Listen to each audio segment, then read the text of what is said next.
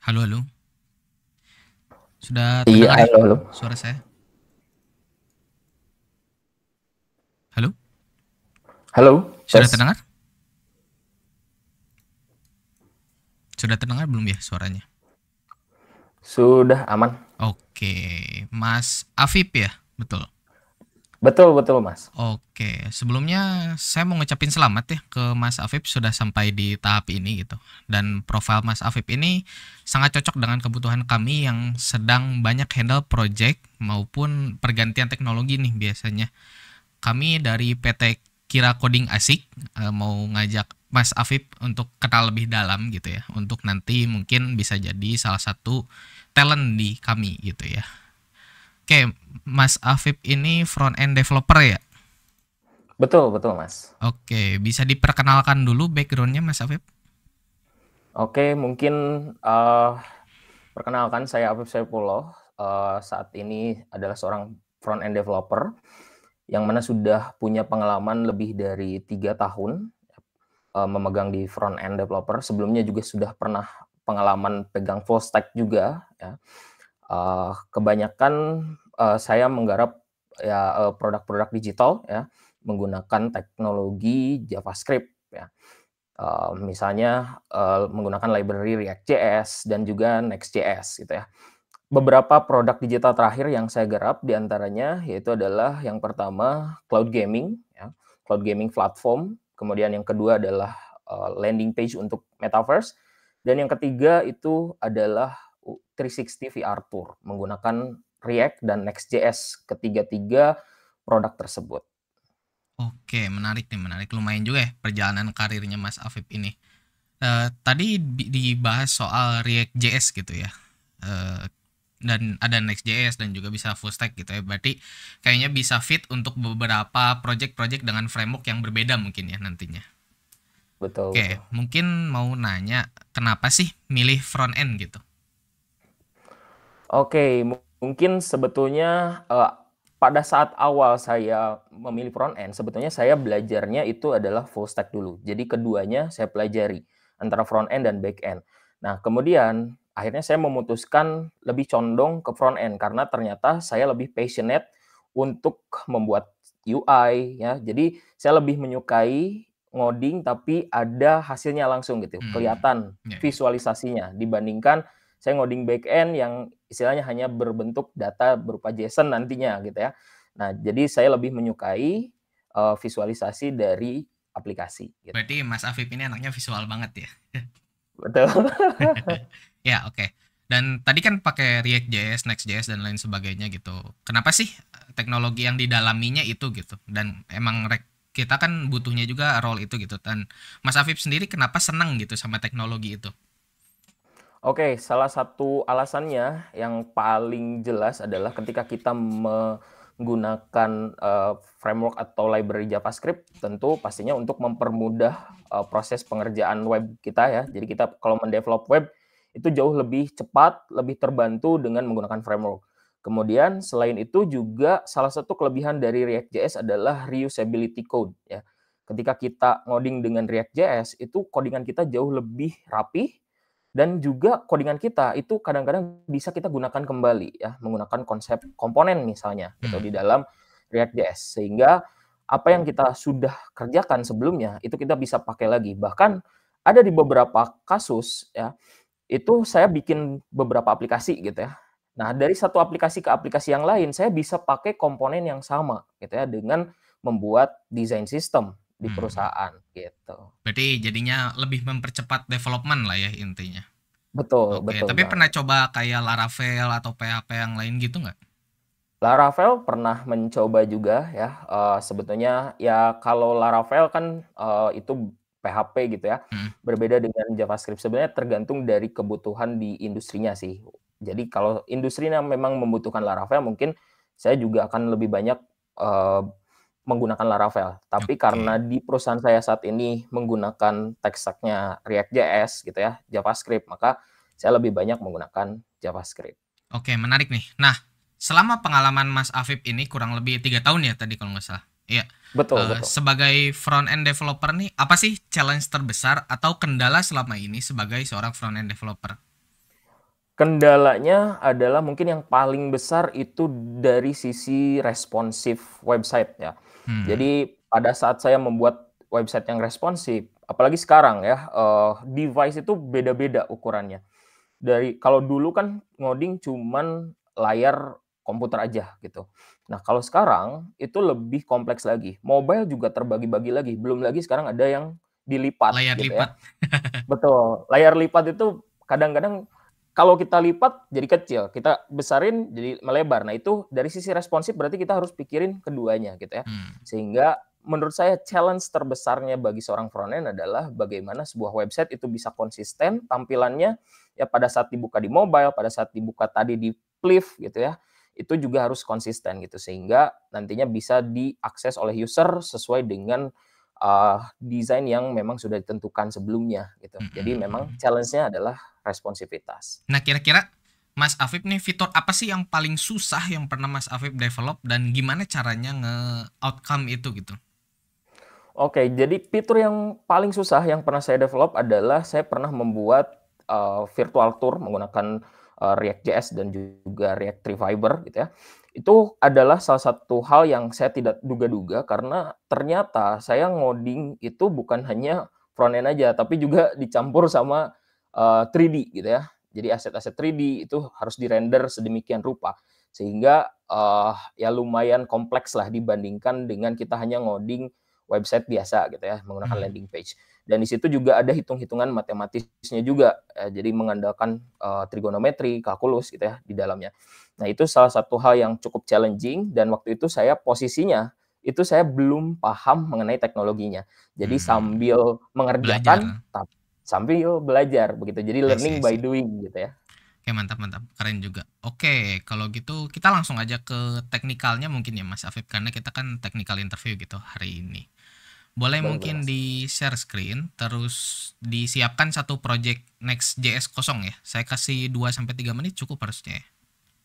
Cukup, cukup Mas, Oke, asalkan kalau internet saya mungkin kalau cepat mungkin bisa cepat ya ya, ya, ketika ya. nginstall Next.js-nya. Oke, Oke, sebentar silahkan, Mas, monggo. izin izin share screen ya Ya, Mas. mangga.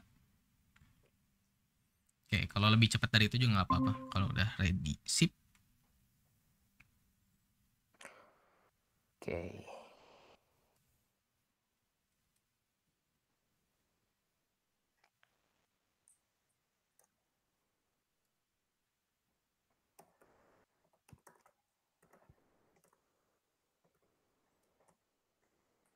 Nggak usah pakai app router ya Mas Afif. Kan Oke, sekarang siap, siap. Next.js ada yang pakai app router. Kalau di kami sebenarnya belum mengimplement app router karena belum ada kebutuhan yang mendesak terkait itu. Oke, oke, oke. Kalau untuk bahasanya Mas, menggunakan Bebas, mau TypeScript TypeScript mau JavaScript oke-oke aja. Oke, oke. Baik, kalau gitu saya gunakan TypeScript aja ya. Boleh, boleh. ESLint, tidak perlu Tailwind. Tidak, tidak. Nah, itu silahkan sisanya lanjut.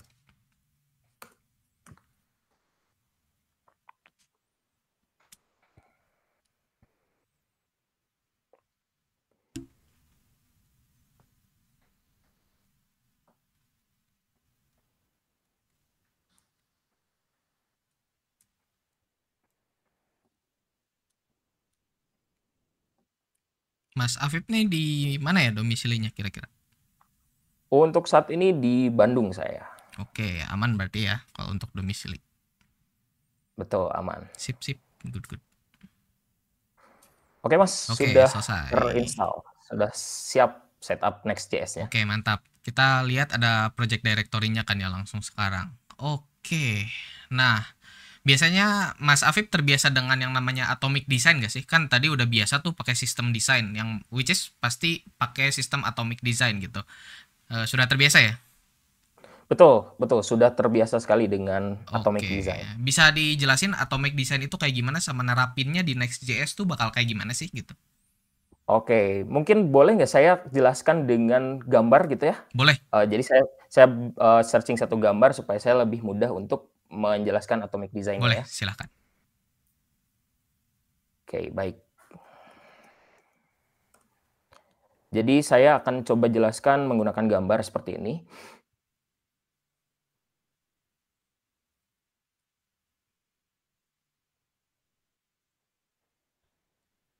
Ya. Sebentar Mas, kita coba image address. Nah, jadi secara tidak langsung ya, atomic design itu mudahnya adalah memecah bagian-bagian dari sebuah website menjadi bagian-bagian yang lebih kecil ya. Atau kalau di konsepnya kimia gitu ya, itu menggunakan konsep atom ya. Jadi sebetulnya kan kalau kita lihat sebuah organisme itu terdiri dari kumpulan molekul dan kumpulan molekul itu terdiri dari kumpulan atoms. Nah, ketika kita berbicara atomic design di dalam dunia front end gitu ya, atau di dalam desain sistem, maka atom itu kita ibaratkan adalah komponen yang paling kecil dari sebuah website. Contohnya adalah labels, input, dan juga button. Yang mana mungkin juga di dalam atoms itu kan ada subatomik gitu ya. Nah, subatomiknya itu bisa kita ibaratkan sebagai styling CSS-nya, misalnya typography, color-nya, shadow, dan juga spacing. Nah, kemudian ya, untuk membentuk suatu molekul tentu kita perlu menggabungkan beberapa atoms. Contohnya ada labels dan juga input. Nah, kemudian nanti membentuk organisme ya. Organisme ini apa? Misalnya contohnya adalah ketika kita membuat tampilan UI untuk login ya, seperti di gambar berikut ini, itu sudah punya beberapa molekul yang kemudian membentuk suatu tampilan yang utuh ya. Ada untuk input email, password, kemudian ada buttonnya juga. Kemudian ada template. Nah, di sini template ini nantinya akan digunakan untuk merender pages. Tapi kan tidak mungkin beberapa butuh tampilan yang sama gitu ya. Jadi kita bisa pakai berulang kali nantinya template sini gitu ya. Contohnya adalah kalau login dengan register, mungkin yang berbeda hanya di inputnya saja sedikit gitu ya, sehingga kita bisa pakai lagi dari template tersebut. Dan akhirnya nanti akan menjadi sebuah pages ya. Karena kita nantinya akan memasukkan props ke dalamnya. Nah, kalau misalnya implementasinya tadi di dalam Next.js seperti apa? Kalau saya biasanya itu akan membuat sebuah folder Mhm. namanya components di Hmm. dalamnya. Nah, di dalam components ini akan saya bentuk seperti tadi gitu ya. Ada templates, ada organism, ada molecules, ada atoms ya. Nah, untuk membentuk itu semua tentu ada beberapa cara. Ada yang menulisnya kadang seperti ini, Pak. Jadi atom gitu ya, terus ada molecules, jadi semua dipisah-pisah. Hmm. Ada juga yang mengibaratkan ini ya, jadi mengganti istilahnya gitu. Tidak atom, tidak molekul, tapi dengan istilah-istilah yang lain. Misalnya, atom ini adalah UI gitu. Nah, kalau saya biasanya itu menggantinya menjadi seperti ini, UI. Kemudian molecules ini apa? Molecules ini fragments. Seperti ini. Nah, kemudian juga nanti mungkin ada tadi apa namanya? Templates gitu ya. Nah, templates ini saya biasanya masukkan layouts. Jadi nanti ya saya akan membuat layouts-nya terlebih dahulu gitu ya untuk membuat misalnya form untuk login ya. Nanti di pages saya akan panggil layouts tersebut gitu ya. Yang di dalamnya mungkin saya akan merender beberapa UI komponen ya. Di dalam UI komponen ada apa aja? Mungkin nanti ada input, kemudian juga ada button seperti tadi gitu ya. Lalu di fragments itu mungkin saya akan bikin input with label misalnya gitu ya. Sehingga nanti saya bisa merender input dan juga label. Baru nanti di layout saya akan bikin layout untuk misalnya out page. Nah, nanti setiap saya akan gunakan layout tersebut ya, misalnya untuk login dan register itu harusnya tidak lagi saya membuat layouting yang sama. Cukup satu kali saya panggil kemudian nantinya di masing-masing pages gitu. Kurang Oke. lebih implementasi saya menggunakan atomic design di dalam Next.js. Oke, sip. Keren-keren penjelasannya. Good, good, good. Oke, sekarang ada sedikit challenge, kita ngoding dikit kali ya. Boleh, Oke, boleh. bisa di-run dulu Next.js-nya, Mas Afif. Oke. Kayaknya Oh, harus sebentar. masuk satu itu ke My App. Nah, Betul, betul. Saya tadi lupa. Oke. oke, kita buka dulu localhost 3000-nya. Oke. Oke, sip, ada ya. Coba sekarang dibuat blank dulu semua. Terus kita bakal bikin 3 kotak yang ada angkanya 1, 2, 3 dan angkanya di tengah si kotaknya. Terus coba bikin jadi sejajar dari kiri ke kanan. Oke. Clear ya? Sebentar. Clear, clear. Saya coba dulu ya, Mas. Oke, kita akan coba untuk kosongin dulu.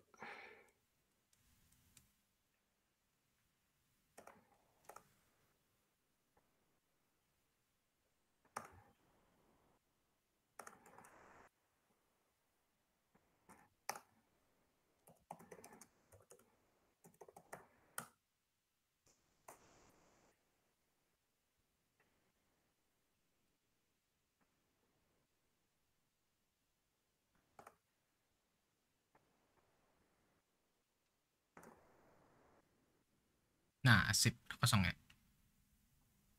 Ya, sudah. Betul. Tinggal bikin 3 kotak dengan angka di tengah-tengah, berarti begitu ya? Betul. Untuk ukuran kotaknya bebas? Bebas, bebas. Oke.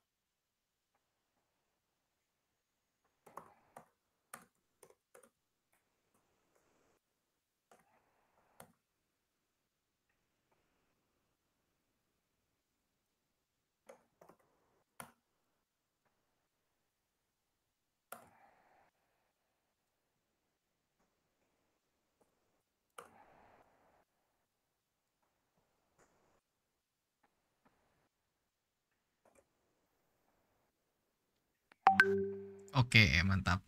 Coba dikasih jarak sedikit. Oke. Oke, bisa dijelasin ya codingannya Mas Afif? Oke, jadi di awal saya membuat sebuah wrapper sebagai pembungkus dari ketiga kotak tersebut. Kemudian wrapper tersebut supaya saya bisa bikin dia sejajar ke samping itu saya gunakan display flex. Dan tadi supaya ada jaraknya saya berikan gap 20 pixel. Oke. Kemudian di dalamnya ada 3 buah kotak ya atau div lagi nantinya yang kemudian saya berikan class box ini ya yang masing-masing ada angka 1, 2 dan 3.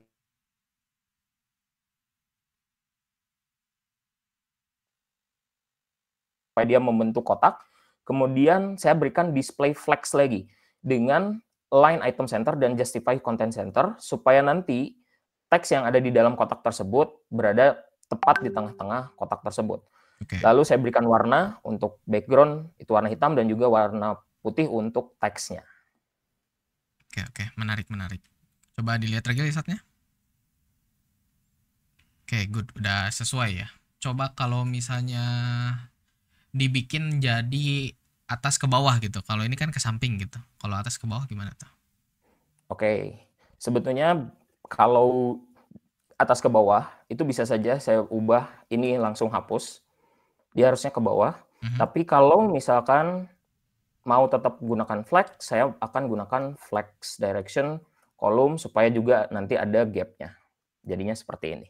Oke, keren-keren. Nah, sekarang coba dibalik dari 1, 2, 3 jadi 3, 2, 1. Oke, untuk mohon maaf mau tanya terlebih dahulu untuk posisinya tetap ke bawah seperti ini berarti. Betul, betul. Oke. kalau seperti ini tinggal saya ubah jadi kolom reverse supaya dia jadi 3, 2, 1. Jadi dibalik urutannya dari yang paling akhir terlebih dahulu. Oke, menarik, menarik, menarik. Sip, keren, keren, keren.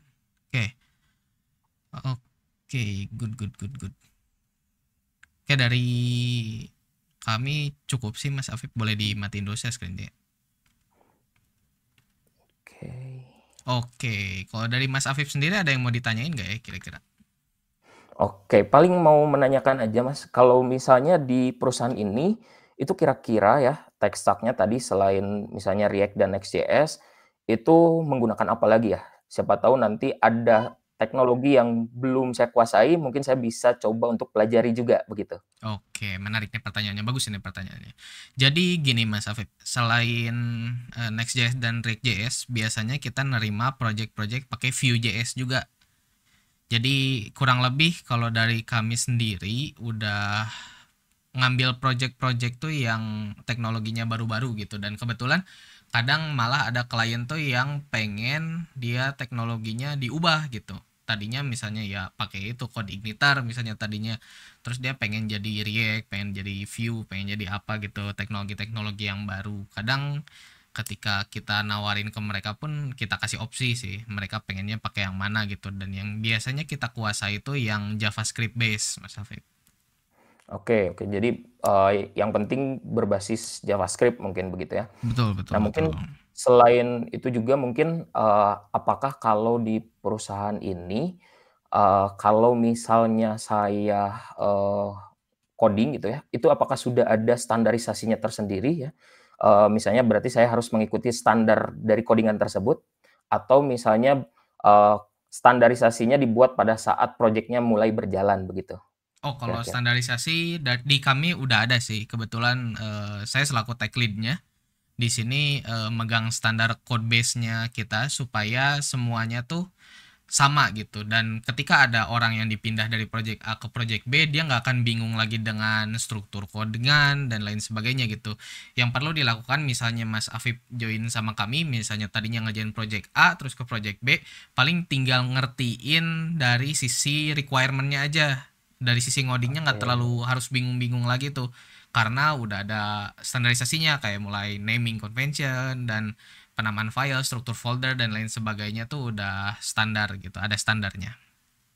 Oke oke. Kalau gitu, jadi nanti mungkin saya juga akan lebih terbantu ketika mengerjakan projeknya kalau misalnya saya nantinya bisa bergabung di perusahaan gitu ya, sehingga nantinya juga saya tidak akan kebingungan lagi mungkin kalau misalkan menemukan case-case yang saya, perlu perbaiki misalnya gitu ya, atau juga perlu develop gitu. Itu Betul, saja betul. mungkin pertanyaan dari saya, sudah sangat cukup, sudah sangat clear. Oke, mantap. Ya, jadi yang terkait yang tadi ya, yang code base tadi itu pun kami belajar dari pengalaman gitu, karena sebelumnya pernah ya code base-nya sesuai project aja gitu tadinya. Tapi malah jadi bingung gitu. Kalau ada programmer yang keluar misalnya, kan ada yang resign gitu dan harus diganti sama programmer lain, itu harus dibaca lagi, diulang lagi gitu kan, bisa sampai makan satu sprint sendiri untuk mahamin code base dari sebuah proyek, apalagi yang udah gede gitu. Mungkin Mas Afif juga udah biasa ya sama konsep sprint, agile dan lain sebagainya gitu. Betul Sudah betul, Mas. ini ya, sudah main biasa ya gitu. Betul. Nah, itu dia. Jadi emang perlu distandarisasi agar ketika ada hal-hal yang tidak terduga itu kita bisa tanggulangi bersama gitu Mas Afif. Oke, kalau nggak ada pertanyaan lagi Mas Afif, dari kami juga udah cukup ya untuk menilai.